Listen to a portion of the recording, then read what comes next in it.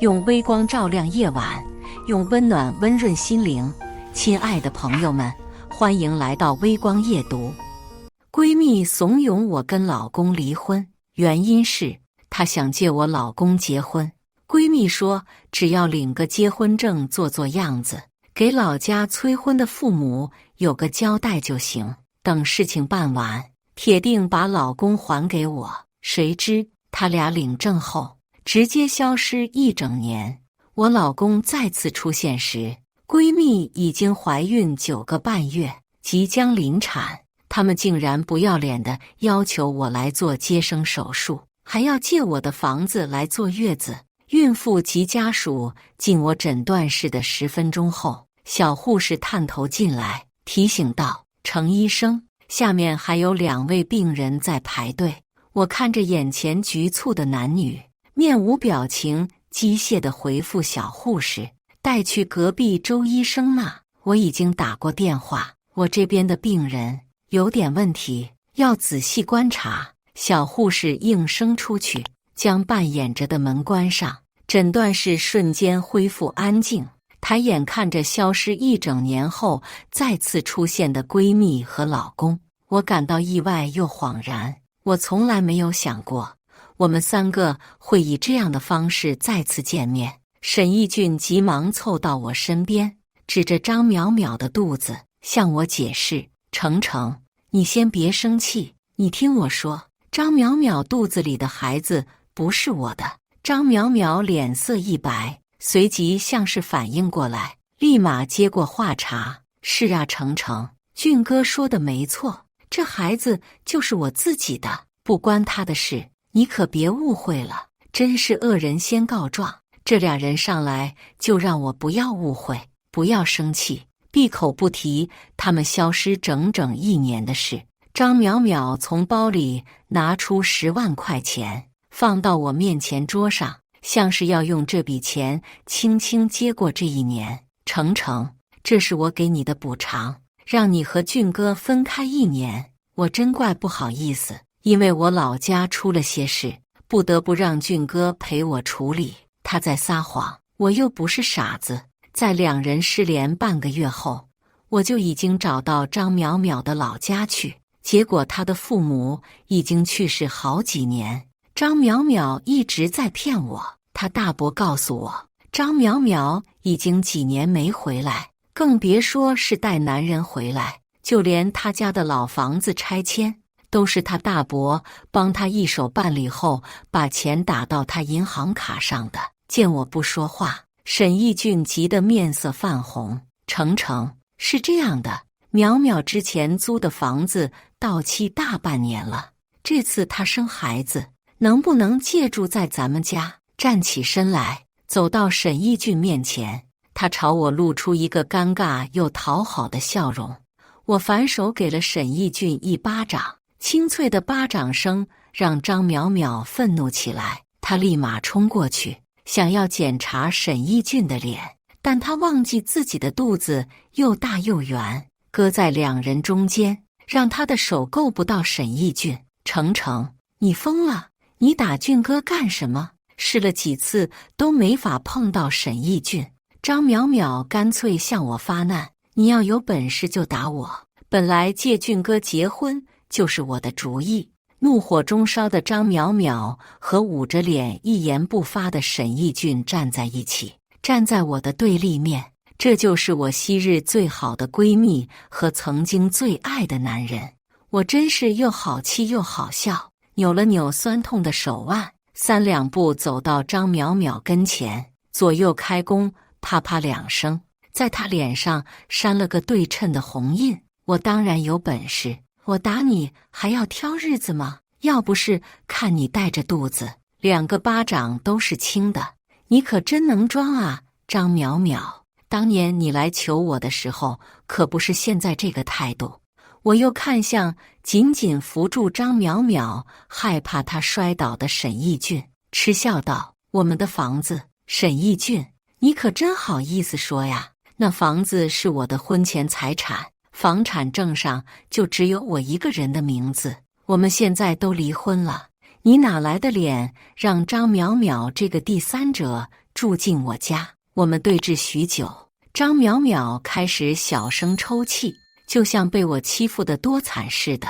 她从前在大学里也这样，当时朋友们劝我远离这朵小白花，可我傻呀，我不听劝。现在想想，那会儿真是脑子被驴踢了。沈义俊脸上高高肿起一块，让仅剩的一点帅气都荡然无存。他关切地搂着张淼淼：“淼淼，你怎么了？是不是肚子不舒服了？”张淼淼鳄鱼的眼泪立马从眼眶里滑了下来，看起来比专业演员还厉害一些。于是，我的前夫，大学恋爱4年的男人，立马打开门冲出去找医生。这1年到底发生了什么？怎么他都忘记了？我就站在这，我才是产科最权威、最有经验的医生。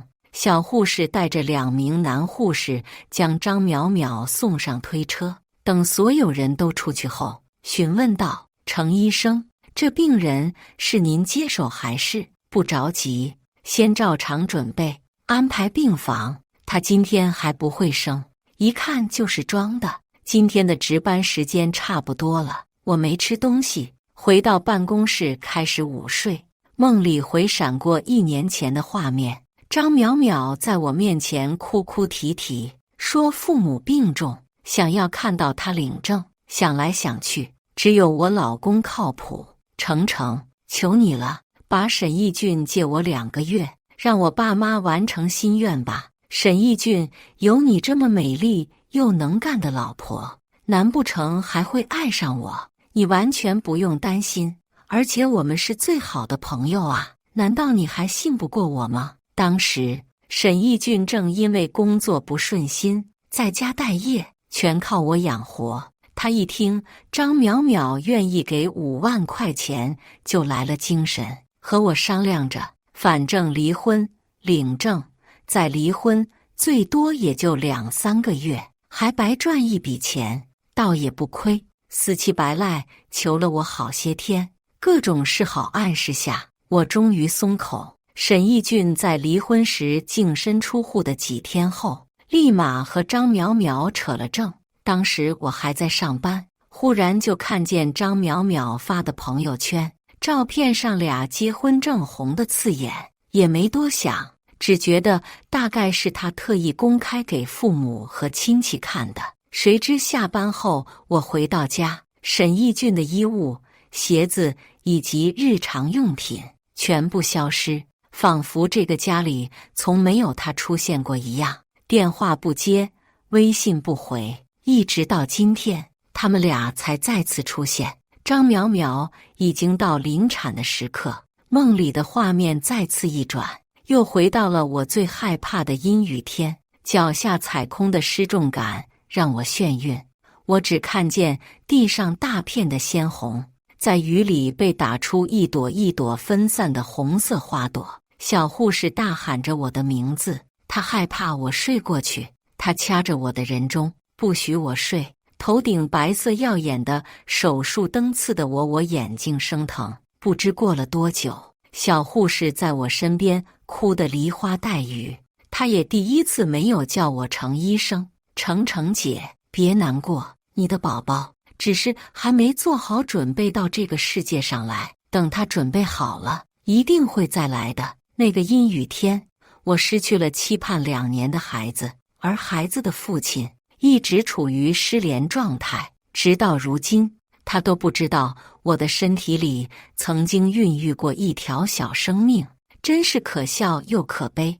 我是被一阵急促的敲门声吵醒的，醒来才发现眼角都是眼泪，已经浸湿了抱枕。我将它翻了个面，擦干眼泪，起身开门。小护士大口喘着粗气，10几秒钟后才说出话来：“程医生，不好了，你那个朋友回到病房后情绪过于激动，现在就要生了。周医生说他有羊水栓塞的风险，需要您立马过去主刀这台手术。”见我愣在原地没有反应，小护士有些着急：“程医生，您怎么了？”我紧紧攥住的拳头猛地松开，又恢复到从前专业的样子，仿佛刚才的悲伤从未来过。通知下去，立刻准备手术，我来主刀，周医生协助。进消毒通道之前，沈义俊找到我，扑通一声跪在我面前：程程，我知道以你的实力一定能救活张淼淼母子俩，我请求你千万不要因为我们之间的一些误会让他们出事。周医生就跟在我身后，他向来心直口快，有什么说什么，为此得罪不少病人家属。听到这里，他忍不住嘲讽上两句：你这人在这胡说什么？你在威胁程医生啊，当心我报警喽！我冷冷瞪了沈义俊一眼，根本不想理他。人在危急的时刻才最能展示出真正的心理状态。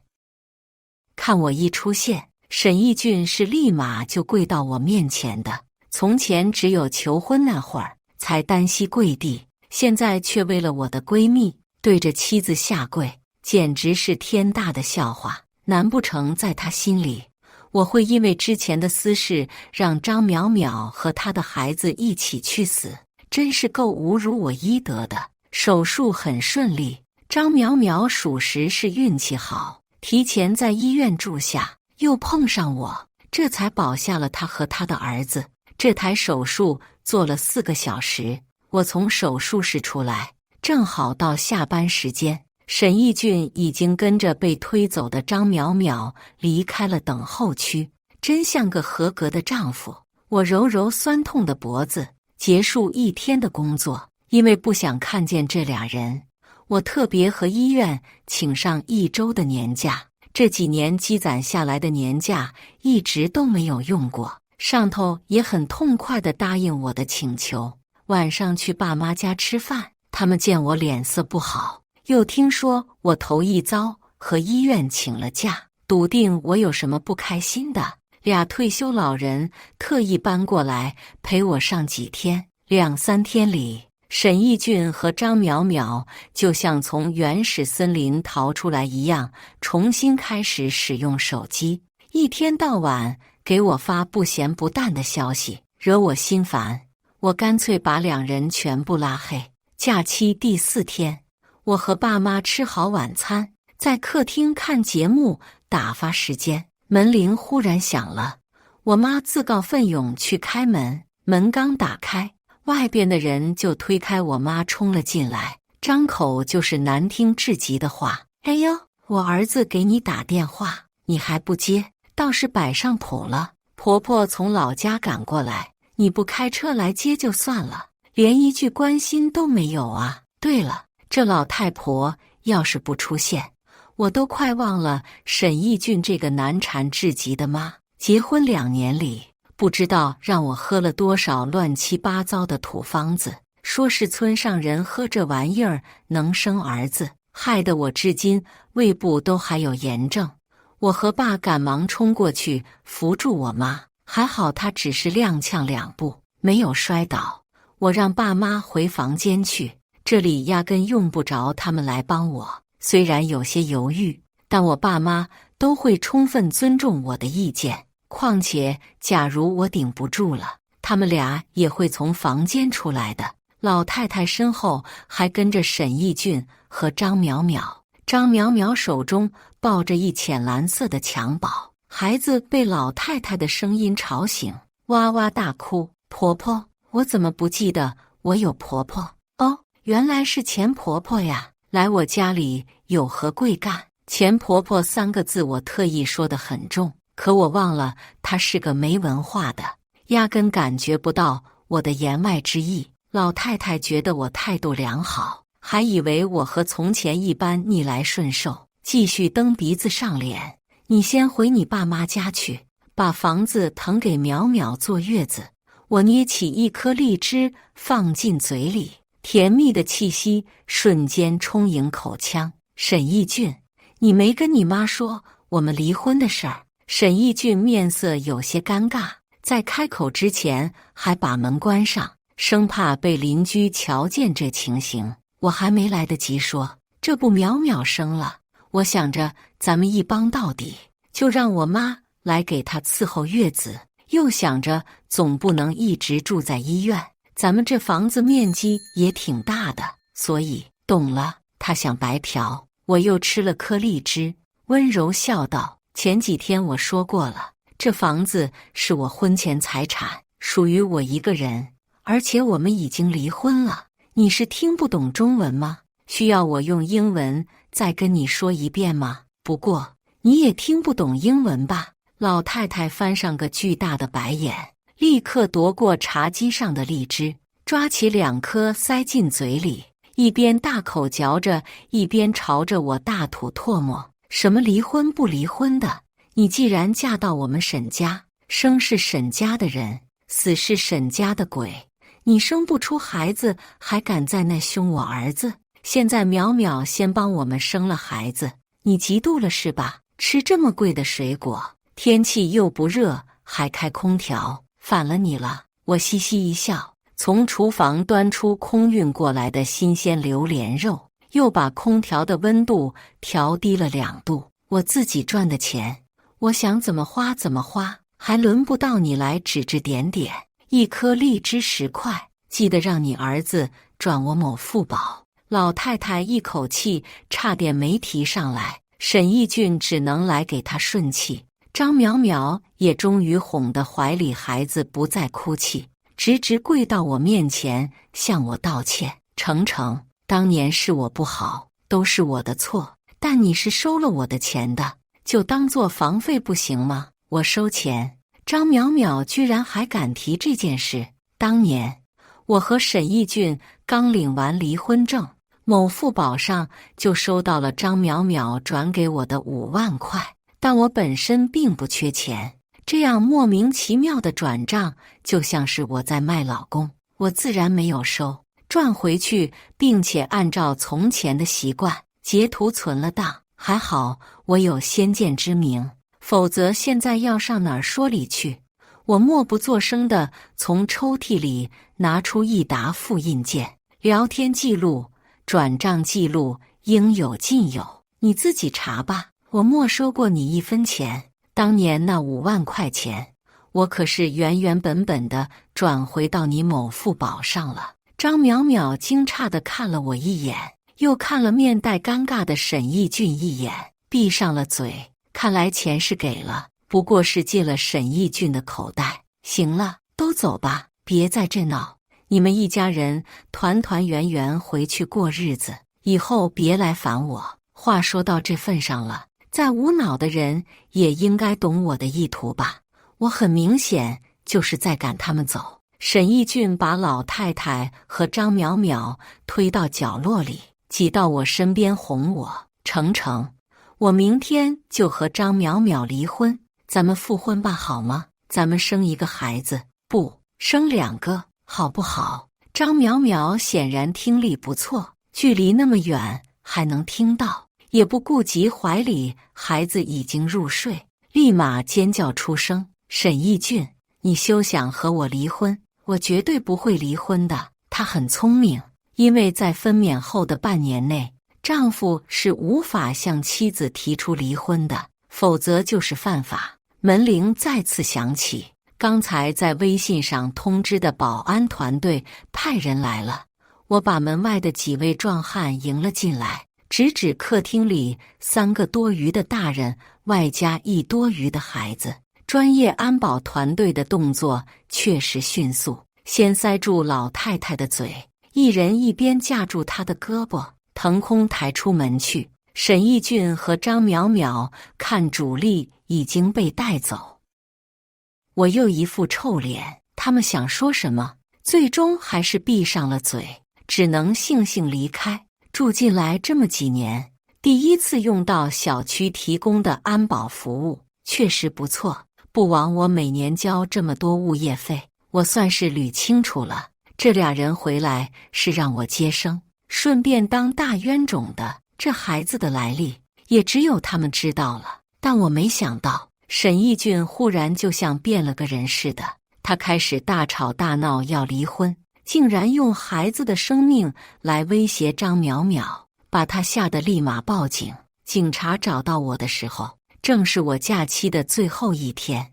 因为要协助调查，我迫于无奈又延长3天假期。医院那边叫苦不迭，小护士也给我打电话：程程姐，你什么时候回来呀？现在天天有人来问你为什么还不上专家号，都在等着抢号呢。说肚子里的娃娃交给别人不放心，警察还等着做笔录。我叮嘱几句后挂了电话，继续配合警方做笔录。沈义俊声称自己被张淼淼骗了婚，本来说好只结婚2个月，帮他应付父母，谁知女方一直拖着不肯离婚，导致沈义俊原本的家庭再难复原。看得出来，警察都是第一次遇到这种纠纷。很快，这件所谓的案件就被移交到妇女委员会。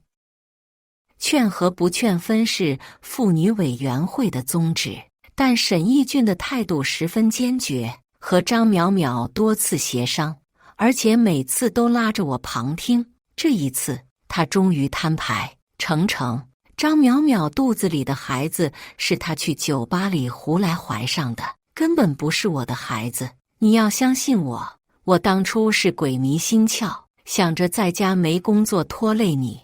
张淼淼又说2个月就给5万块钱。张淼淼简直难以置信沈义俊会这么说，立马反驳道：放屁，这孩子就是你的，你要是不信，我们大可以去做亲子鉴定。你忘了那天晚上你喝得烂醉，大早上醒来，是谁睡在你旁边？张淼淼还没说完，就被沈义俊捂住嘴。可张淼淼就像变了个人似的，挣脱开沈义俊的手，针对起在旁边的我来：程程，就算我不挖走你老公，他和你早就度日如年了。你不知道他和他妈是怎么吐槽你的吧？说你嫁到沈家2年都没怀上，说你是生不出蛋的鸡。我站起身就走，对他们狗咬狗的这场大戏实在没什么兴趣。走之前不忘对他一句：张淼淼，那你是什么？是用来生蛋的母鸡吗？甚至连人都不是了。我手已经摸到门把，就听沈义俊将茶几上的玻璃杯扔到墙上，发出一声巨响。张淼淼被他吓得尖叫起来：你要怎么样才能同意和我离婚？怎么样都行，条件你随便开，只要你能放手，放我回到程程身边。死一般的沉寂过后，张淼淼抱起孩子，扔下轻飘飘的一句话：给我100万，我就同意离婚。但你要知道，俊哥，我是爱你的，我从大学就爱你，比程程更爱你。难怪我终于明白之前几年前为什么自己总是疑心张淼淼，他是在我和沈义俊确定关系后的第2天出现的。我只要走出寝室，就会在大学的任意一个角落里遇见他。我以为是缘分，就和他成了最好的闺蜜。结果一切都是因为沈义俊，他为了得到沈义俊，能和情敌做朋友，能设下圈套让我们离婚，自己却后来者居上。我开始怀疑那个孩子，他是否真的是沈义俊的儿子，还是说那是张淼淼为了留下沈义俊布下的另一个局。我不知道沈义俊是怎么还上100万的。总之，张淼淼带着孩子消失了，就连时不时去我家闹的老太太也一起消失了。沈义俊就像什么都没有发生过一样，接我上下班，在周末和纪念日准备礼物。但他很会把握分寸，从不去医院里找我，也不在我爸妈面前露面。即使我不肯接受他的示好，他仍旧甘之如饴。1个月、2个月，直到第3个月，他终于向我开口：程程，你可以借我100万吗？沈义俊面色凝重地坐在我对面的沙发里，他今天和平时不太一样，一身西装全是褶皱，衬衫上第2个扣子扣在第3个扣眼里。他心不在焉，连衣服都没整理，为了把钱还给张淼淼，让他还我们清静，我和高利贷借了100万，之前说好分5年时间还，可他们已经开始暴力催收，我实在没办法。沈义俊跪在我面前，眼眶很红，喉结抖动着，声音带了哭腔：是我错了，程程，我真的错了，你帮帮我好吗？求求你，我想和你过安稳的日子，我想履行当年求婚时候的诺言，照顾你一生一世。我没想哭，可眼泪就是不争气地掉下来，洒在地毯上，留下斑斑点点的痕迹。从前我决心要和沈义俊结婚，可爸妈说他很有心眼，他亲妈也不好相处，生怕委屈我，最后拗不过我，接受了沈义俊这个穷女婿。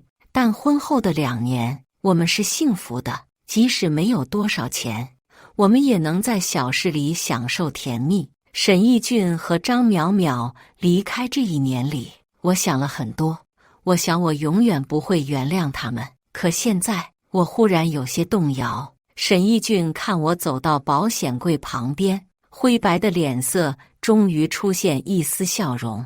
可他看清我手中只不过拿着2张轻飘飘的纸，嘴角又瞬间垮了下去。程程，这是什么？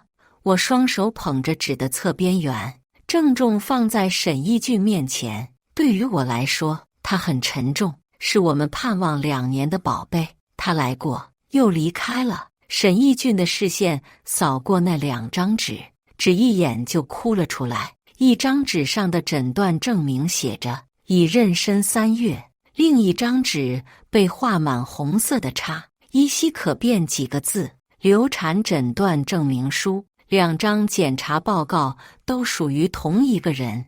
程程，对不起。我甩下一张银行卡，转身离开。沈义俊，我永远不会原谅你。沈义俊带着我的银行卡消失了。毫不意外，我早就让人去沈义俊的老家看过。张淼淼根本没有离开，而是带着他们的儿子和老太太生活在一起。而沈义俊时不时也会回老家探视，想来是思念爱人和儿子，然后很快回到我身边，防止我发现。此刻，远在农村的张淼淼又怀上了，老太太成天给她炖奇怪的补汤，她只能硬着头皮喝。毕竟老太太从前就说，村里的孕妇都是喝这些补身子的。我不是想做沈家的媳妇吗？这点苦对她来说应该算不上什么。程小姐，您的银行卡正在进行一笔100万元的转账。我行应您的挂失要求，已经将该张银行卡冻结。如你有需要补卡，请提前与业务人员预约。我呷了口咖啡，满意的回复：没问题，你们很专业，多谢。这俩人在我面前演了一出大戏，就为骗我的钱，真当姐还是几年前的傻白甜呢。2年中，沈义俊和张淼淼没出现过一次，我的生活回归正轨。我和医院心外科专家叶凛日久生情，准备于近期领证结婚。长久未见的大学同学聚会上，大家看我带的男伴不再是沈义俊，身边也没有曾经最好闺蜜张淼淼的身影，都默契的没有提起他们。毕竟谁家没有媳妇要生孩子呢？有我这个妇产专家当人脉，或多或少都能在那事上容易些。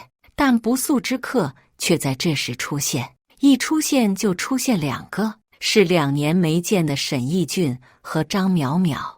他们看上去比2年前老了至少10几岁，脸上斑驳的皱纹无声地显示着这俩人的日子并不好过。班长有些尴尬，率先打破沉默：来，老沈还有淼淼，好久不见，一起举杯喝点儿。从他们俩一出现，叶凛就在桌子下面牵住了我的手，传给我阵阵温热的力量。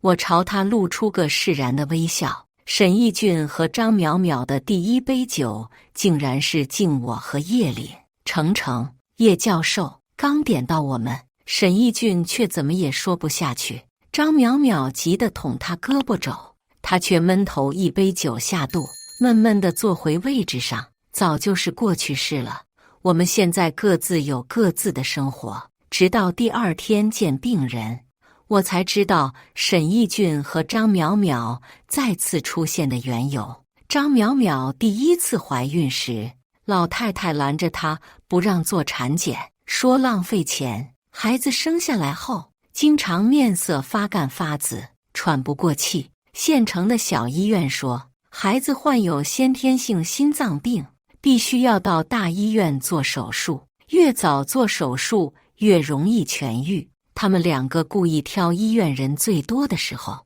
抓住刚从洗手间出来的我，跪在我面前恳求。仅仅2分钟，叶凛立马赶到我身边。平时温润如玉，从不发火的她难得生气。你们明明是给孩子治病，不挂儿科，不挂心外科，反而来为难妇产科的医生。在这医院里，谁不难，谁不痛？我们有义务医治你们，可我们医生没有义务来帮忙插队，甚至帮忙垫付医药费。请二位别为难我的未婚妻。周围的患者和家属一听这俩人是威胁我，让我帮他们孩子插队，纷纷指责，更有骂得难听的，说他们看上去人模人样，但就是没素质。两人灰溜溜地跑了。我爸妈听说这俩人又回来了，气得要来医院帮我理论，还是被叶凛拦住的。我爸妈对这准女婿是12分的满意，知道他肯定会照顾好我，也没再坚持来医院。叶凛将我送回家后离开，有人已经早早在我家门口等待。2年没见，总攒着股泼辣劲的老太太提着自家母鸡生的一窝鸡蛋，头发凌乱，完全没有2年前到我家找茬的傲慢。她脸上甚至露出一丝讨好的笑容，声音极小：“程医生，求求你救救我孙子，他才2岁，动一下就气喘吁吁不舒服。县城的医生说他活不过10岁，你发发善心，那好歹也是一条人命啊！对你来说，那就是一笔小钱，你可是大医生啊，那工资得有多高？”我从单肩包里拿出钱包，老太太眼睛一亮，她或许以为是张银行卡。我从一叠粉色钞票里一张一张数着，数到第8张，将它们抽出来放到老太太的鸡蛋篮子里。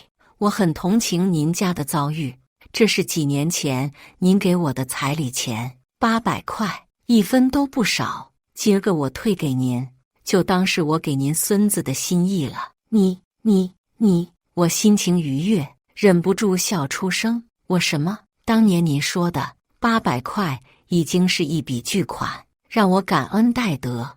我现在把巨款还给您，您还不高兴？老太太一口气没上来，当场气晕过去。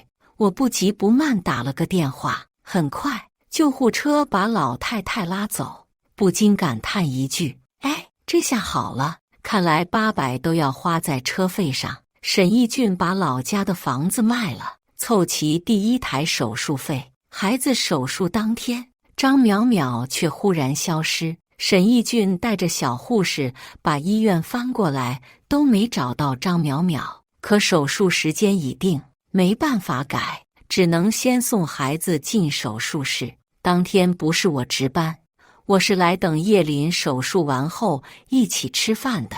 看到手术室外无头苍蝇一般乱转的沈义俊，我知道自己对他已经没有任何感觉了，仿佛我从来不认识他，可以用对待陌生人的客气来对待他。窗外大雪纷飞，我递给他一杯热气腾腾的速溶咖啡，两人在侧椅上坐了下来。孩子他妈呢？沈义俊似乎没想到我会像拉家常一般和他心平气和地聊天，甚至有些紧张，也不知道哪去了，说去买饭，到现在还没回来。看来他不知道，媳妇已经跑路了，慌慌张张背着个红色的小包，冲出医院的时候还撞倒2个医护人员。有个男人早就在外面等他。我们相对无言之时，小护士从手术室冲了出来。患者急需输血，直系亲属在吗？沈义俊手一抖，咖啡全都浇在单裤上，湿了一大块。我是他爸爸，从前为了骗我的钱，他说孩子不是自己的。这是我第一次听到他光明正大的承认，孩子就是他亲生的。输血回来后，沈义俊又重新坐回椅子上等待，他像是释然一般，娓娓道来：其实这些年我该跟你道歉的。张淼淼喜欢我很多年，她做了很多错事，我也没坚持住底线。现在钱不钱的不要紧，我只想孩子好好长大。当年的事是我猪油蒙了心，对不起啊，程程。我刚想说自己也释怀了，但话还没说出口，小护士再次冲了出来，这次的语气比之前更加急。你怎么搞的？你不是患者的亲生父亲，你们的血型根本不符。现在患者发生了严重的溶血反应。我第一反应是，糟了，这台手术的主刀医生是叶林。沈义俊听到小护士的话后，浑身一震，怎么可能？怎么可能？他怎么可能不是我的亲生儿子？他情绪激动，试图抓住小护士的袖口，但扑了空。可小护士哪有空理他，立马跑过去调血。或许不该现在告诉你，但我看见你的老婆张淼淼拿着红色的包跑路了，来接她的是个光头。沈义俊霎时瘫软在地，他喃喃道：光头，是他，原来是他，我的好邻居。因为这次医疗事故，孩子的手术没成功，好在他命大，活了下来，但还需要进行2轮和3轮的手术。沈义俊疯了。听到这个消息的时候，结婚仪式刚结束，我一身大红色拖尾礼服，亭亭袅袅跟在叶凛身边，与参加婚宴的客人敬酒，一路敬到大学同学那桌。先是一番客套祝福，紧接着略带醉意的几个男人就开始聊沈义俊的事，说他已经疯了，浑身邋里邋遢，成天睡在大学校园围墙边上，上下班的时候甚至还能看到他被保安驱赶追逐，只知道看着人呵呵笑。小孩朝他扔石子，他就抱着人家不撒手，说那是他亲儿子。叶凛的手轻轻环住我的肩膀，和同学们示意我们要去下一桌敬酒。关于沈义俊，我确实不知道具体情况，听小护士说，他回老家筹钱就一直没再回来，只寄来一封信，希望医院能好好照顾他儿子，等他有钱后就会把医药费缴上，一回就是小半年。后再无音讯，警察帮忙找到张淼淼，他竟然跟着另一个男人跑到云南边境倒卖假玉石，小赚一笔钱，但这笔钱又是赃款，不能拿它给孩子治病。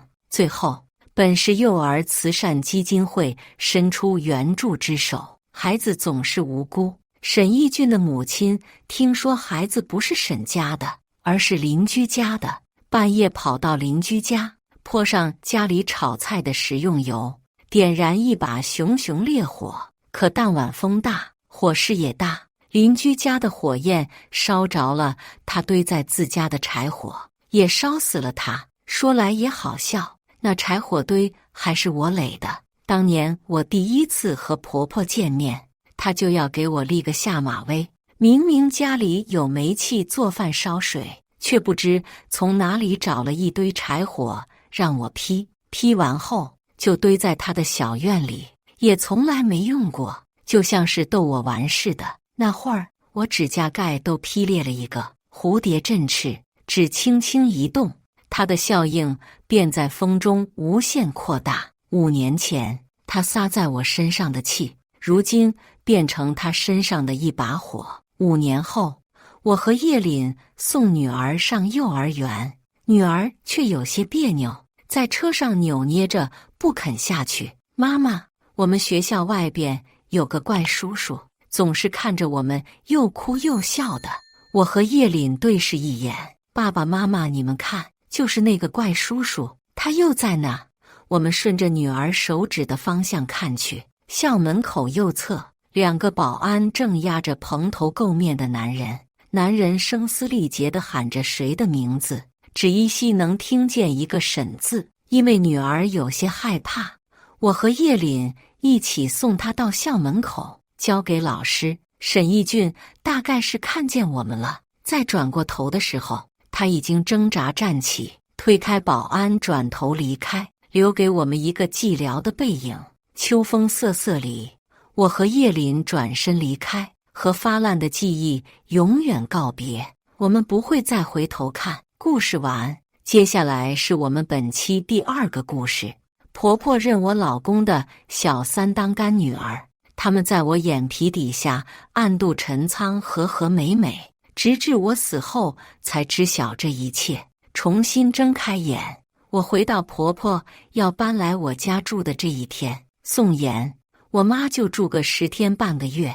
我妈那人你是知道，你也别担心她会赖着不走。听到这话，我恍惚了一下，试探性地说道：我们婚前不是说好的，妈不跟我们住。说完，我紧紧地盯着刘瑜，看着她那张厚厚的嘴唇一上一下的吐露出一串让我恶心的话语。我也没办法呀，我妈养我这么大也不容易，我们这些做子女的也只能让让她。你说她年纪都这么大了，万一气出个好歹出来，辛苦的不还是你？听完，我心里头像是被塞了颗滚烫的火球，火气一阵阵地往上冒。上辈子婆婆一来到我家，就像个搅家精一样，把家里搅个不得安宁。先是挑3拣4赶走家里的阿姨，逼我做饭，后是四处宣扬，败坏我的名声，说我这个恶媳妇容不得她一个乡下来的婆婆，她只能认隔壁小寡妇当干女儿，搬到她家去住。就当我以为这是以我们互相妥协而结束时，婆婆竟然给刘瑜和小寡妇牵红线，他俩好上了。想到意识消散前，刘瑜和小3在我遗照前颠鸾倒凤那副丑陋嘴脸，我心中一阵作呕，抬脚就对他2腿间恶狠狠地踹过去。啊！刘瑜像是只被踩到尾巴的猫一样，哀嚎着大跳起来。宋妍，你疯了！他捂着2腿处身子攻成只虾米，惊讶又恼怒地看向我。我看着那双满是厌恶的眼睛，即使对他已经没有了感情，心里还是一阵难受。平复了下情绪，我冷声道：你妈要来可以，但是她要是不老实，我就把她赶出去。你敢？房产证上写的可是我的名字。见我哑火了，刘瑜得意洋洋地看着我，又故意用我的话回怼道：你要是不老实，就给我滚回你娘家去。房产证这事确实是我脑子进了水，见他那副恶心嘴脸，我气得气血翻涌。正要发作时，屋外骤然传来一阵急促的拍门声，砰砰砰。随即房门外响起一声怯生生的女声：刘大哥。刘大哥，刘大哥，你在吗？我明显感觉刘瑜身子一僵，他也顾不得和我争吵了，连忙披了件外套就钻出去。我慢吞吞地跟在他后面，我哪里不知道门外是谁？上辈子也是这个时候，小寡妇王云穿着湿漉漉半透明的衬衣跑到我家，娇滴滴地求着刘瑜去她家修水管。当时我和刘瑜也因着婆婆要来住这事吵得不可开交。王云一来，刘瑜就顺水推舟地钻去她家修水管。隔壁新搬来的邻居半夜水管爆了，弄得满屋子是水，我帮忙去修。刘瑜冷冰冰的话语打断我的思绪。我打量着门口哭得梨花带雨的王云，她身上的衬衣湿漉漉的，波涛汹涌的沟壑半遮半掩，里面性感的紫色内衣若隐若现，显露出一股熟女的风韵。我等的不就是这个？行了，我知道她带着个孩子也不容易，你有能力就多帮帮她。听我这么说，刘瑜原本紧绷的脸色舒缓些。两人一前一后进了隔壁屋子，等了快半个小时。我琢磨着时间差不多，掏出手机给楼下的保安亭打了个电话：“喂，小李，你小云姐家水管爆了，喷得满屋子都是水，她喊你快上门来帮忙。”我又连续敲响了好几家邻居的门，带着身后浩浩荡荡的一群人直奔王云家。离王云家还有些距离，我就见一身穿保安服、矮胖的男子气喘吁吁地跑过来：“宋姐，我小云姐家咋样了？”又见王云家大门紧闭，他奇怪地挠头，他咋不出来躲躲呢？保安小李是王云的追求者，上辈子我老见他提着各种水果、鲜花礼物往王云家钻。可王云东西没少收，但名分却没给人家一个。我还没来得及开口，身后的邻居就把我刚刚的说辞一股脑说出去。宋妍妹子说小云妹子心善，担心漏出来的水会把外头的墙泡坏，都不敢开门呢。见身旁的邻居七嘴八舌地夸赞着王云，我欣慰地点点头，给王云立了个坚强而一世独立的小白花人设。小云妹子也不容易，她一个寡妇还带着孩子，要不是家里都快被淹，也不会出来张口求人。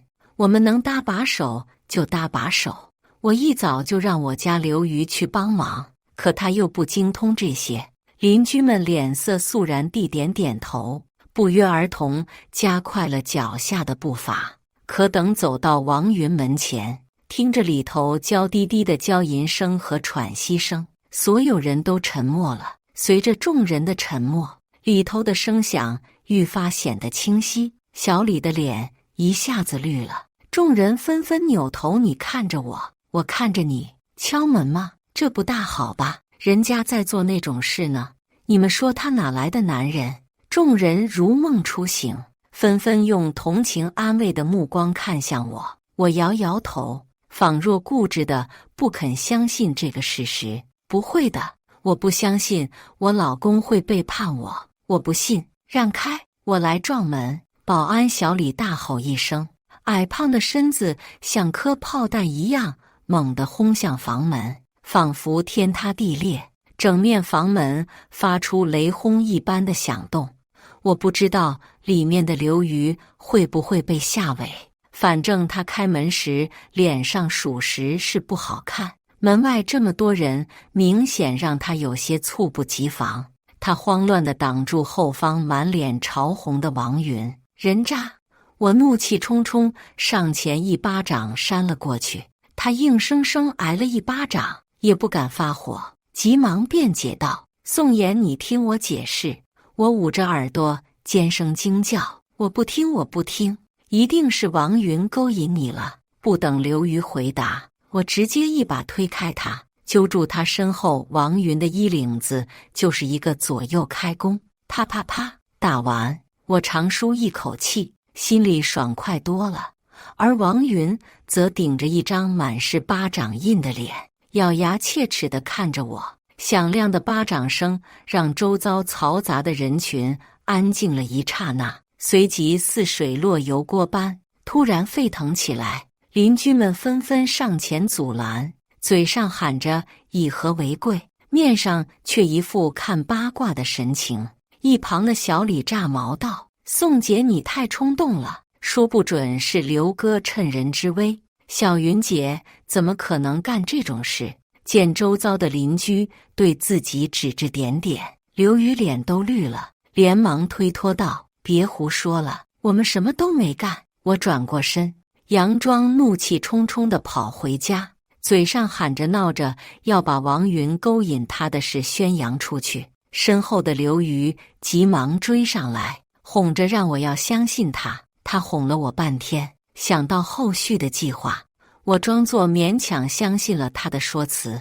而经过这么一出戏，王云和刘瑜两人在我们小区名声大噪。我和刘瑜有时走在路上，到处都能听见他和王云的风流韵事，还被改编成好几个版本，四处传播。如此几遭，刘瑜不敢再随意出门了，一下班就躲回屋子里。没2天，我婆婆终于来了。我当时刚下班回来，就见屋里多了个3白眼、高颧骨的中年妇女。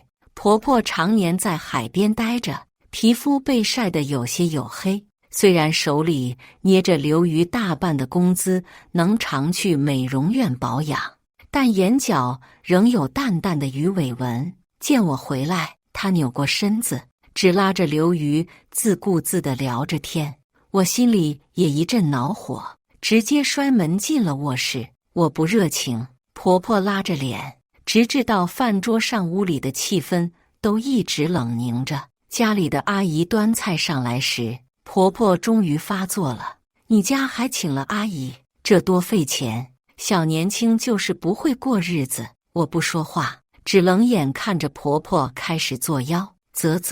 这菜油放得多了，调料也重了。她缩了下筷子，又把沾了口水筷子放在盘子上挑挑拣拣，来回拨弄着，又是辣椒又是花椒的，这肉原本的鲜甜味都没了。婆婆往自己嘴里囫囵塞了几块肥肉，吧唧吧唧地嚼了几口，随后呸的一大口吐在饭桌上。做的什么玩意？我老家的猪吃的都比这个好。阿姨在一旁愤愤不平，却碍于情面不好说什么。我看得一阵犯恶心。刘瑜，妈吃不惯，我们去下馆子。刘瑜这2天被我搓磨得很听话，此时见我发话，竟然也把碗搁下了。见刘瑜这般，婆婆连忙道：“这哪能顿顿下馆子？宋妍，你还会不会管家了？”妈，那你说怎么办？我语气生硬地说。婆婆终于演不下去了，把她撤了，妈自己做饭。我沉默不语。刘瑜忙急赤白脸地反驳：“这哪行？我们接你来是来享福的。”婆婆虎着脸大声嚷嚷着：“我饭都吃不好，还享什么福？”刘瑜端着碗讷讷不语，婆婆却恍然大悟一般，指着我命令道：“实在不行，宋妍你去做。”对，儿媳妇给婆婆做饭，这不天经地义的事吗？尽管经历过一遭，我还是被她不要脸的样子气笑了。我直接手臂一挥，把桌上的饭菜全部扫落在地上。不爱吃就别吃，谁惯着你？我大声地朝婆婆吼着：“你是刘瑜老娘，不是我老娘！不爱吃就给我滚回去吃你老家的猪食！”婆婆和刘瑜被我镇住了，等反应过来，她扯着刘瑜的胳膊，大声哭嚎：“你看看，你看看，你娶的好媳妇！”刘瑜刚想开口指责，我直接怒喝道：“你闭嘴！”刘瑜像吞了只苍蝇般，脸上青一阵白一阵，最终还是灰溜溜退到屋外去。我冷眼看着他鹌鹑一般的行为。刘瑜公司最近人事调动，他极有可能能向上挪一挪，所以他现今十分害怕我去他公司闹事。在我特意的纵容下，事情的发展轨道还是和上辈子一样。阿姨被赶走了，阿姨临走前，我给她包了个大大的红包。阿姨，你先别找下家，我婆婆很快就走。我和刘瑜开始冷战，我直接搬回我娘家住了2天。第2天，刘瑜给我打了电话，他语气生硬地命令着：“宋妍，我妈今天身体不舒服，家里没人做饭，你别在外面浪了，快点回来做饭。”听他这个语气，我立刻明了他这次的晋升调动不顺利。我心中幸灾乐祸，嘴上也直接呛回去：“我没空，我在我妈这边。你妈身体不舒服，你不是有手有脚的？我整天上班都累死了，哪还有精力做饭？而且洗衣做饭不都是你们女人的活？再说你一个结了婚的女人，不好好在家待着，整天四处乱跑，你想想，你这样像话吗？”我觉得刘瑜的脑子被他妈吃了，和他说话简直是浪费口水。我直接把他的电话挂断。刘瑜又打了几个电话过来，还发了几条骂骂咧咧的短信。我嫌他烦，直接拉黑了。没想到过了一会，公司的同事急急忙忙给我打电话：“宋姐，你婆婆来我们公司闹事了。”我接到电话还有些茫然，因为这是上辈子没有的事。上辈子我和刘瑜吵完架就直接出差去了，也没来得及领会到我婆婆这死缠烂打的本事。闹什么了？我一头雾水，赶忙拿了车钥匙就往停车场冲。你婆婆找到我们公司，说你不回家做饭，怀疑你和我们公司领导去酒店偷情。电话那头的同事越说越小声，他也觉得这是很离谱。我气得手脚冰凉，哑着声说道：“别急别急，我马上到公司。幸好我爸妈这边离我公司近，我一路上油门踩到底，紧赶慢赶，终于赶到公司楼下。一到门口，我就听见那尖锐刺耳的嚷嚷声：宋妍呢？宋妍在哪里？他到底和那狗男人去了哪家酒店？”公司门口驻足了一堆围观人群，纷纷指着中间一个撒泼的妇人窃窃私语。我脑子轰的一声炸了。虽然一路上都有心理建设，但我没想到刘瑜他妈竟然真的这么歹毒，不只想搞黄我的工作，还想破坏我的名声。他在家饭不煮碗不洗，整天打扮得花枝招展，不是外面有人了是怎么回事？婆婆张牙舞爪的要冲到公司里面，几个保安只能用身体挡住门口，也不敢推搡她，只能被迫挨了一脸唾沫星子。我全身血液倒流，直冲头顶，脑袋里一阵发懵，脸上也一阵火辣辣的。妈！我愤怒地大喊了一声，场面静了一瞬，紧接着又闹哄起来。尽管恨不得扇他2巴掌，但我知道现今先把他安抚下来才是正理。妈，你到底在干什么？我压着火气质问道。你在公司啊？那为什么不早点出来？婆婆气势汹汹地走过来。我不在公司，我前天不是和你说了吗？我回娘家住2天。那你怎么不回家做饭？婆婆不依不饶地喊。妈，我路上塞车晚了点到家，我也没想到你跑来我公司。我耐心耗尽，不想和他废话了。周围人一副恍然大悟的表情，我就说这是很奇怪，这儿媳妇真惨，她婆婆有点不讲理呀。还好吧，她婆婆只是太过担心她而已。顶着各类奇异的目光，我上前拉着婆婆离开。我凑到婆婆耳边小声说：妈，你是要把我工作毁了吗？我工作没了，刘瑜那点工资够养家吗？你来我公司闹这件事，刘瑜知道吗？婆婆脸色一僵，还是咬咬牙耍威风道：这次就先放过你，我今天身体不舒服，就先强撑着伺候你，替你做1天饭。我懒得再和她说话，只推搡着让她快点离开。我实在没有脸陪她再闹下去了。我看着婆婆终于离开公司，不由得松了口气。转身时，余光突然在拥挤的人群中瞟见一抹丰腴的身影，似乎感受到我的目光，她急忙转过身挡住自己脸。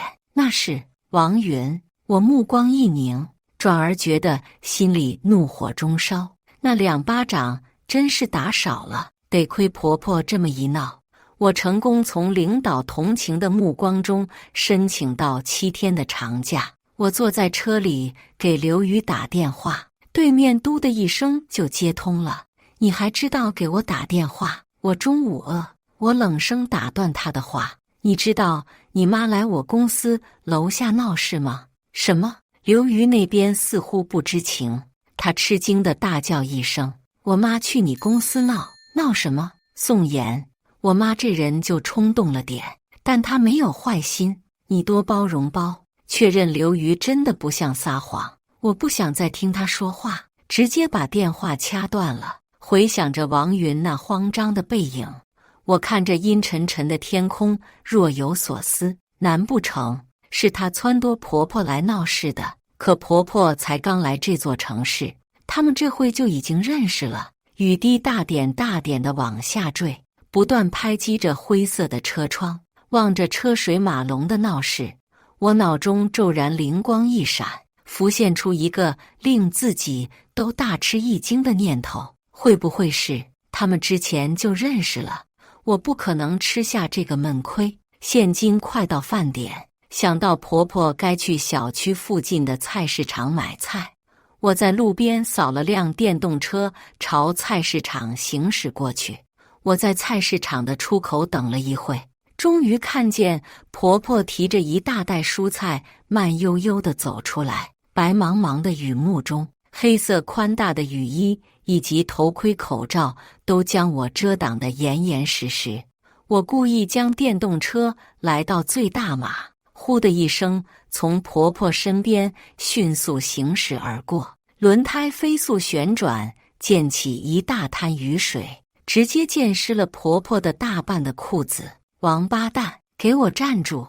婆婆气急败坏地大喊着，捏着拳头追赶上来。见时机差不多，我将一直提在手里的黑色袋子直接往地上一扔，圆滚滚的黑色袋子在地上滚了几个圈，沾满了污泥和雨水。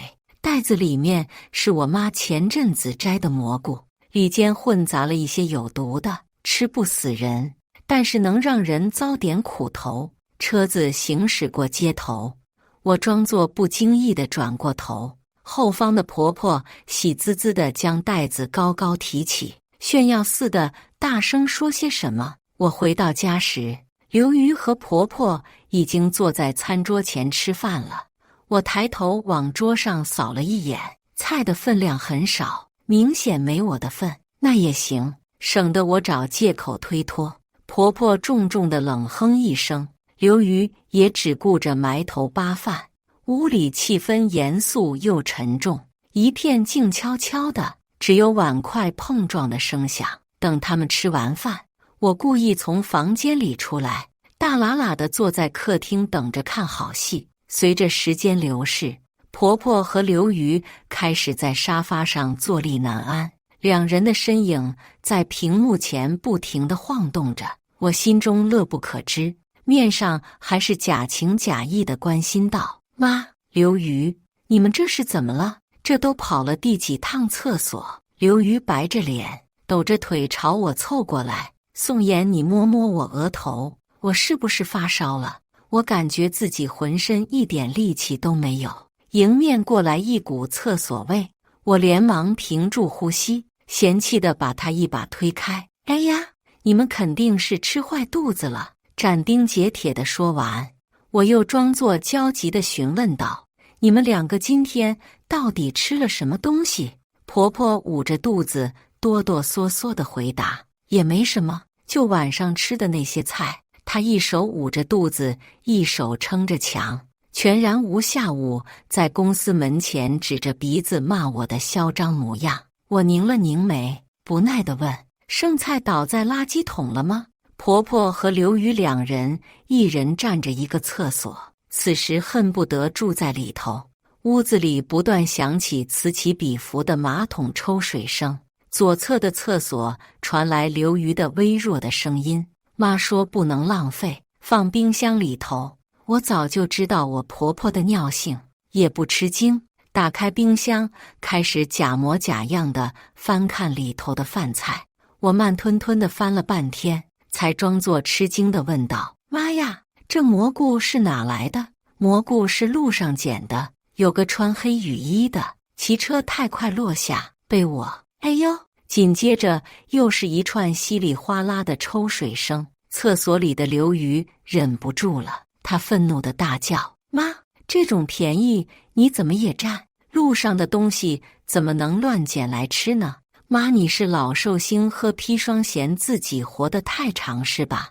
我在一旁阴阳怪气地嘲讽着，见婆婆瞪着我要发作，我连忙捂着鼻子嫌弃道：“妈，你先把自己整干净了，你现在一身屎味。”她气得一个仰倒，扭曲着面孔过来，刚要说些什么，又急忙夹着腿冲进厕所里去。宋妍，你别说风凉话了，快送我们去医院，我感觉自己快拉脱水了。刘瑜颤着小腿肚，捂着肚子痛苦地说着。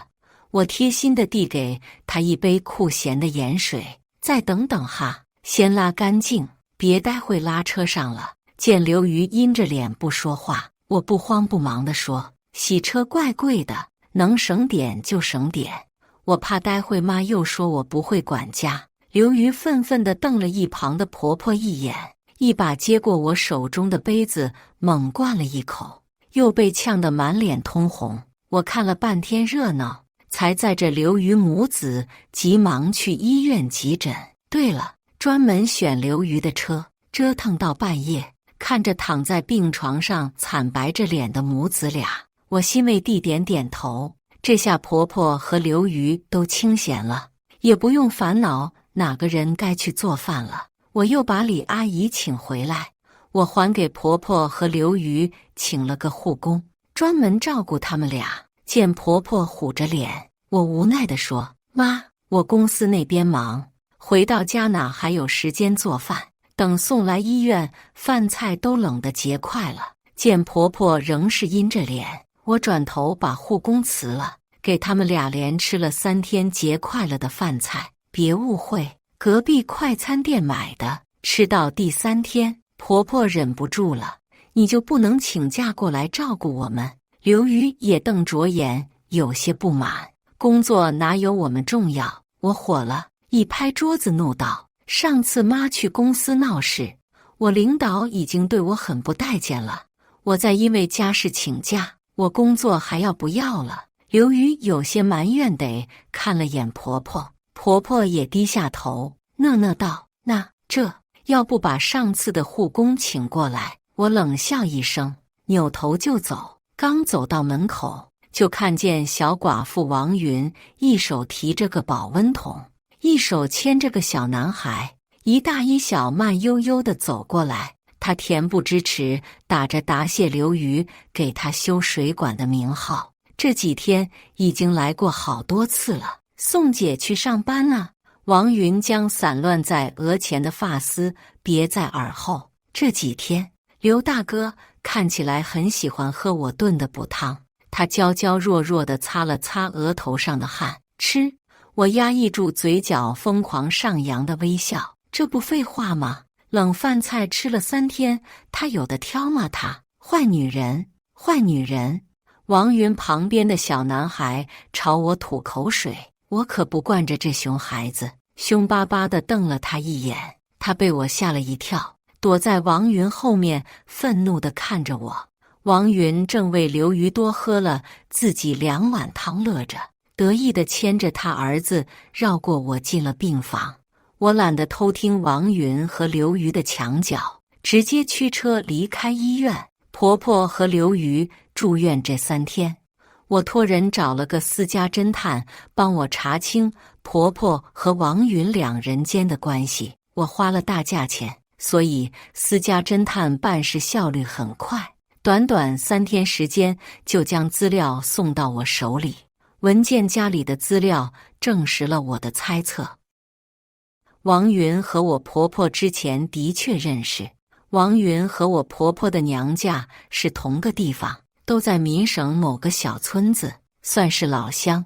而令我没想到的是，文件夹的最后几页却是一张亲子鉴定书和一张住院病历。亲子鉴定书上写着王云和他儿子没有血缘关系，我还有些摸不着头脑，手指径自往下一滑，下一张是住院病历，上面有患者本人的分娩记录，拍得有些模糊，足以见拍摄者很仓促，但患者名字还是很清晰地展露出来。那上面是我婆婆的名字，时间是5年前。不对啊，刘瑜他爸早就死了10多年啊！我后知后觉，意识到什么，目瞪口呆地看着眼前这张奇怪的病历，我坐不住了，拿起手机直接拨通那个私人侦探的电话。对面一接通，我就压抑不住心中的激动。你没搞错吧？王云儿子其实是我婆婆的儿子，我小叔子。没错，我对了下时间，王云他儿子今年确实才5岁。听到对面笃定的回答，我仍然有些不可置信。可刘瑜他爸，我公公早在10多年前就去世了呀。电话另一头传来私家侦探不急不缓的声音：我们的人继续深挖，发现你婆婆那段时间常去王云婆家，可能偷情对象就是王云她的公公。说完，他还意味不明地补充了一句：对了，王云还有个婆婆。太炸裂了，我婆婆这么会玩，让王云给自己养小儿子，又物尽其用拉皮条给自己的大儿子，还把人家公公拿下了，太疯狂了吧！挂断电话，我平复了下心情，原先的计划已经被我推翻了。原先我的计划是用王云离间刘瑜和婆婆，逼迫刘瑜将转移到婆婆账户上的财产赠予给王云。刘瑜要养小三，钱只能暗地里从婆婆那里拿，而她投到小三身上的钱却是属于我和她之间的夫妻共同财产。兜兜转转，法院最终只会将这部分赠予小三的钱判还给我，而我这边暗自将手头上的钱偷偷转移出去。最后，我再到法院起诉刘瑜婚内出轨。刘瑜作为过错方，婚内大半的财产和线下居住的房子我都能争一争。可如今，我有个更恶毒的计划了。我驱车回到医院，还没进病房，就听见里头的欢声笑语。我刚推开门，就见到屋子里温馨有爱的一幕。王云正坐在床头给刘瑜削苹果，一旁的婆婆牵着王云儿子，不是她的小儿子，两人凑在一起嘀嘀咕咕地说些什么。随着我的到来，屋子里的气氛变得有些古怪，直至王云儿子指着我大骂道：坏女人，狗女人！见我脸色难看，王云软绵绵地呵斥了一句：小光不许胡说。刘瑜懒洋洋地躺在病床上刷着手机，似乎懒得理会这事。骂孩子干嘛？他懂什么？婆婆满不在乎地嘟囔了一句，又亲昵地摸了摸王云儿子的脑袋。小男孩调皮点没什么关系，宋妍被骂2句又不会少块肉，这是人话。我忍不了，我阴沉着脸，几个大跨步走进王云儿子，对着他的屁股就是2巴掌打过去。你有妈生没妈教是吧？老娘替你妈教教你怎么说话。似乎没想到我会这般行事，在场几人都被我惊呆了。哇呜！王云儿子尖锐刺耳的哭嚎声打破了这诡异的寂静。婆婆最先反应过来，她怒气冲冲地站起身：宋妍，你疯了！他一个孩子骂你几句怎么了？她气得浑身颤抖。我估计要不是婆婆手上的吊针，她能冲过来和我扭打在一起。宋妍姐，我知道你讨厌我，可你怎么能连小孩子也打？王云一脸震惊无措地望着刘瑜，似乎期盼他说些什么。刘瑜也不负众望，他皱着眉头：宋妍，你也太小题大做了些。不等他说完，我直接地打断道：你有病啊！你老婆被骂狗女人，你是什么狗东西？难不成你要为了这个小逼崽子和我吵架？你知道外头的邻居怎么说你们吗？他们说你整天和王云厮混在一起，是不是想给这小崽子喜当爹呀？我吼得一声比一声大，特别是最后一句，吼得刘瑜直接羞恼地涨红了脸。婆婆在一旁怂恿着让刘瑜教训我，我随手拎起一把圆凳子，恶狠狠地盯着他，打死他！呜，打死他！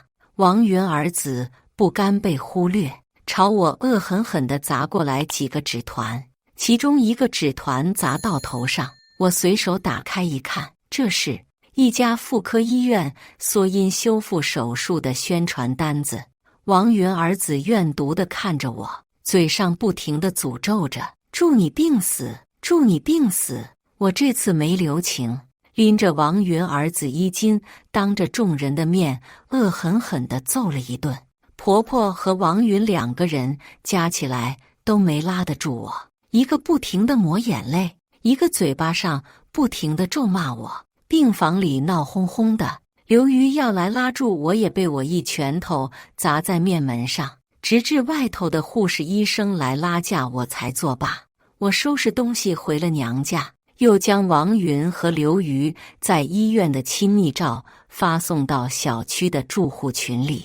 本来小区里就有刘瑜和王云的闲话，这下更是直接闹翻了天。刘瑜急急忙忙地打电话过来，我挂断电话，用提前准备好的姜汁沾了沾眼睛，确保眼睛红彤彤水汪汪的，才打了个视频电话给刘瑜。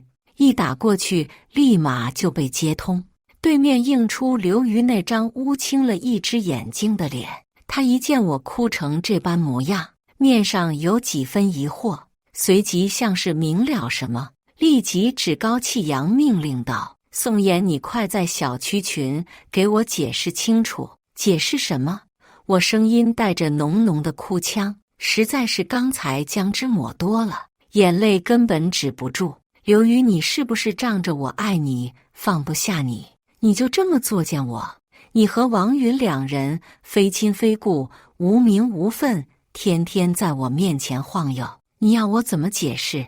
一股脑说完台词，我怕自己忍不住吐出来，急忙挂断了电话。过了2天，刘瑜和婆婆出院了，他们发现我搬回娘家，又不断地打着电话催促我回家。刘瑜打过来的电话，我通通都在诉苦，扮演着深情但受了委屈不愿回家的可怜妻子角色，如此这般暗示了刘瑜几天。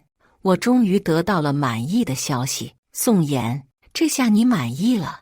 我妈为了你要认王云当干女儿，她宁愿搬去和她干女儿一起住，都不愿意留在。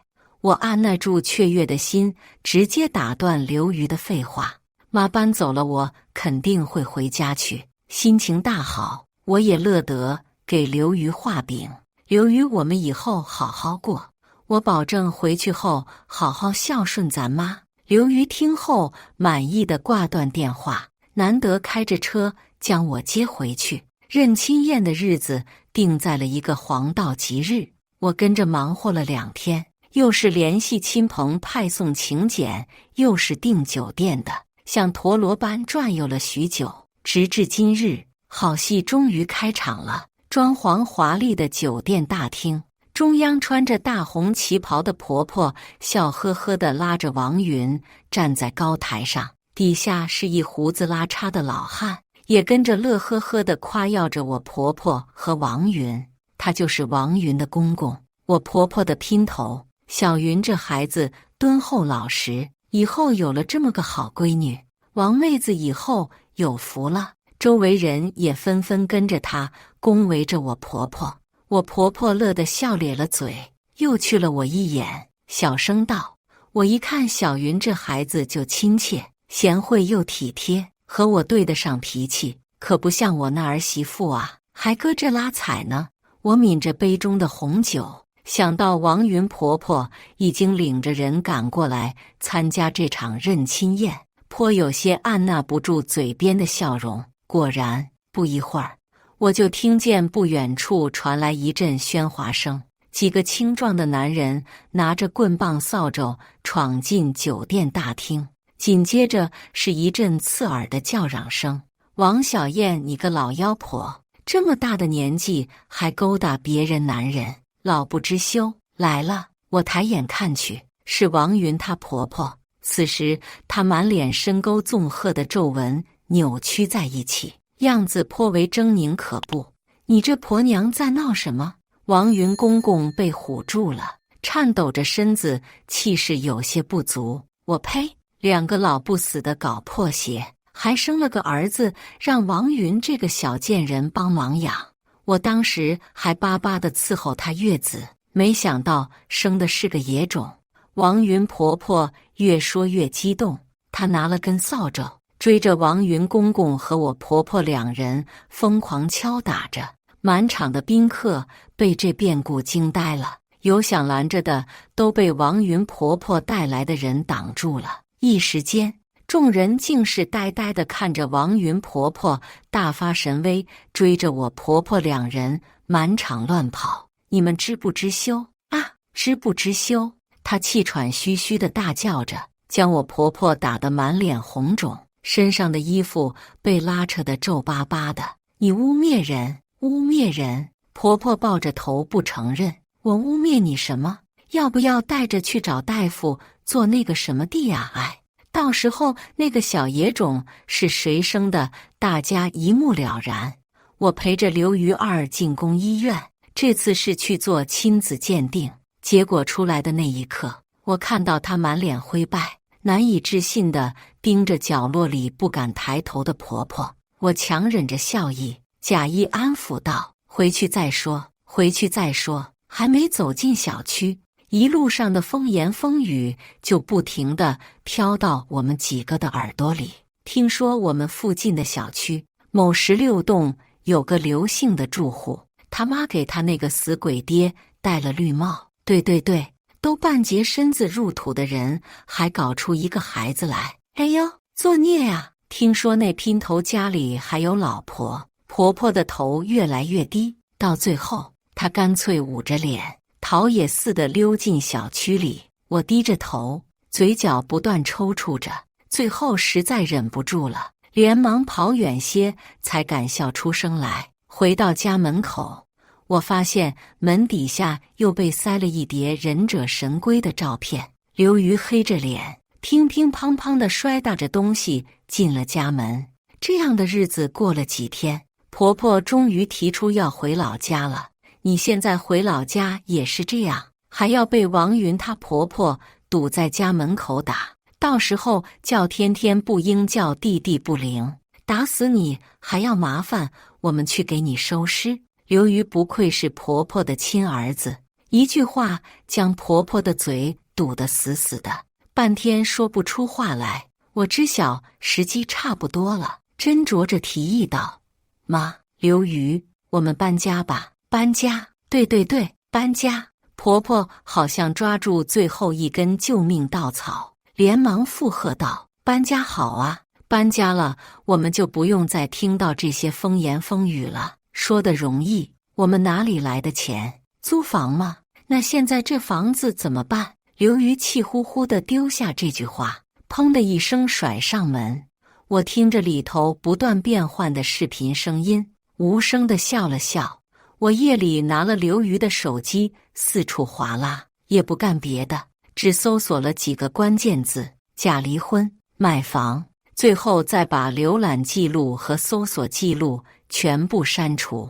刘瑜若是有点脑子，看见了大数据推送的视频，就该知道要怎么办。果然，不一会儿，我就看见刘瑜急匆匆地朝我跑过来：“宋妍，我们离婚吧。”你说什么？我惊讶地捂住嘴，转而坚定地大声拒绝：“不行，我不同意。”似乎很满意我的反应，刘瑜松了口气：“你听我说，妈刚刚说的对，我们可以搬家，买新房子。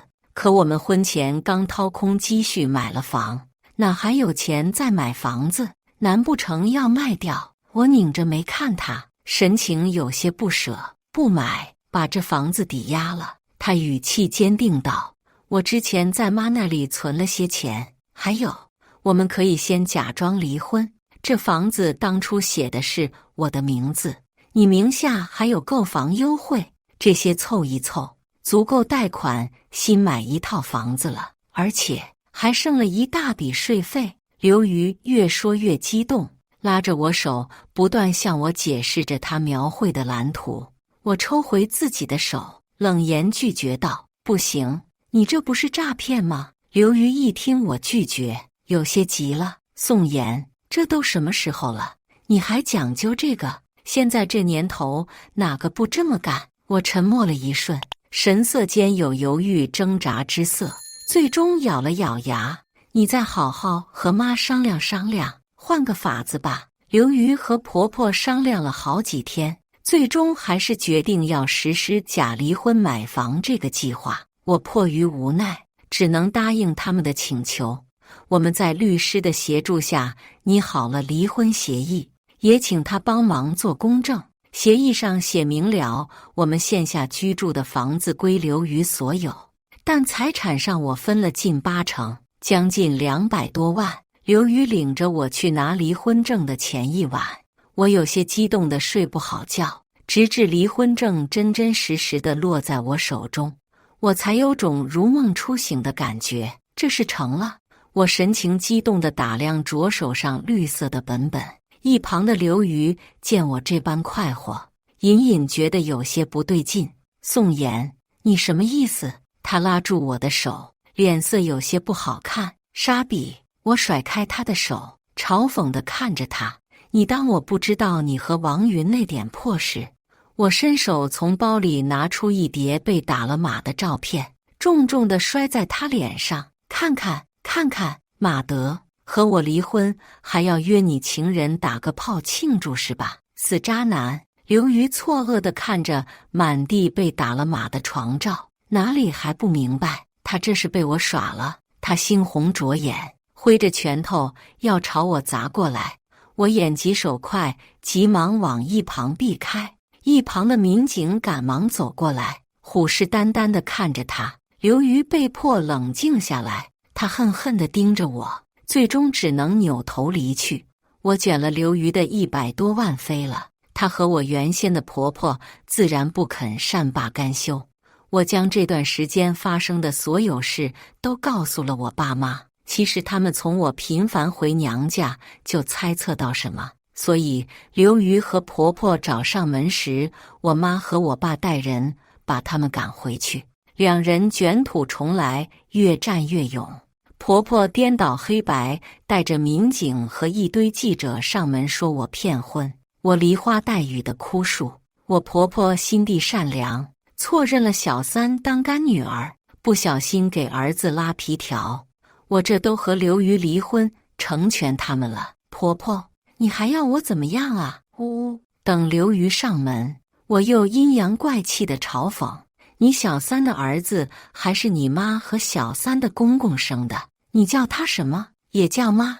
你这样对得起你爹吗？你爹在地底下知道你妈给他送了顶帽子吗？知道你有了个弟弟吗？我爸妈最后直接放言，威胁要在刘瑜工作单位和他们居住的小区张贴刘瑜和王云的马赛克照片，将婆婆做的破事闹得尽人皆知，这才吓退了他们。而我默默地闭嘴，扮演一个受害者的角色。我有什么错呢？我只是一朵娇娇弱弱的白莲花，被婆婆厌弃，被老公背叛，被小三欺负。尽管受了这么多委屈，可我还是真善美的选择原谅我的老公，咽下一切苦果，成全了他和小三。王云，我可是如了你的愿，只是不知道，一个背负着巨额债务的男人，你还会不会和他真心相爱？感谢大家的观看。本期影片大家觉得是第一个故事精彩，还是第二个故事精彩呢？欢迎大家在下方评论区讨论。如果你喜欢这类故事，记得点击订阅微光夜读，并分享给更多的人，这会对我帮助很大。再次感谢大家的观看。